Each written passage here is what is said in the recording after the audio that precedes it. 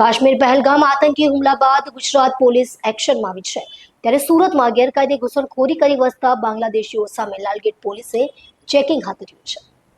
જમ્મુ કાશ્મીરના પહેલગામમાં ગત 22 એપ્રિલના રોજ થયેલા આતંકવાદી હુમલામાં 26 ભારતીયોએ જીવ ગુમાવ્યો હતો. આ ઘટના બાદ ભારત સરકાર એક્શનમાં આવી અને આતંકવાદ સામે લડવા સરકાર દ્વારા 5 મહત્વના નિર્ણયો લેવામાં આવ્યા, જેમાં પાકિસ્તાની નાગરિકો દ્વારા ભારતીય વિઝા મેળવવામાં આવ્યા હોય તેવા તમામ વિઝા 27 એપ્રિલ સુધી રદ કરવાનો નિર્ણય લેવાયો હતો. તેવામાં પહેલગામ આતંકવાદી હુમલા બાદ ગુજરાતમાં પણ હાઈ એલર્ટ છે, ત્યારે સુરતમાં ગેરકાયદે ઘૂસણખોરી કરી વસતા બાંગ્લાદેશીઓ સામે લાલગેટ પોલીસે ચેકિંગ હાથ ધર્યું છે.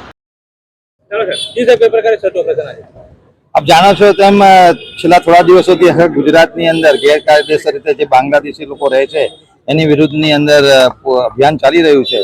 મહેરબાન પોલીસ કમિશનર સુરત શહેરના તરફથી પણ હમણાં તમામ અધિકારીઓને સૂચના છે, જેમાં અમે અલગ અલગ વિસ્તારોમાં અમે આ રીતે કોમ્બિંગ અને સર્ચ ઓપરેશન હાથ ધરેલા છે.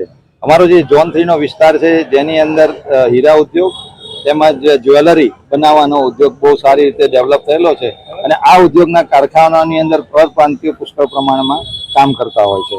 તો આવા પરપ્રાંતિયોને આજે અમે ચેકિંગ હાથ ધરવાના છીએ. તે લોકોની નાગરિકતા એ ચેક અમે કરશું, એમના આધાર પુરાવા જોશું અને જો કોઈ શંકાસ્પદ જણાશે તેને અમે ડિટેન કરી પોલીસ સ્ટેશન લાવીને ઊંડાણપૂર્વક તપાસ કરશું અને જો કોઈ ગેરકાયદેસર બાંગ્લાદેશથી જણાઈ આવશે તો તેની સામે ડિપોર્ટેશનની જે કાયદેસરની કાર્યવાહી છે એ પોલીસ દ્વારા હાથ ધરવામાં આવશે.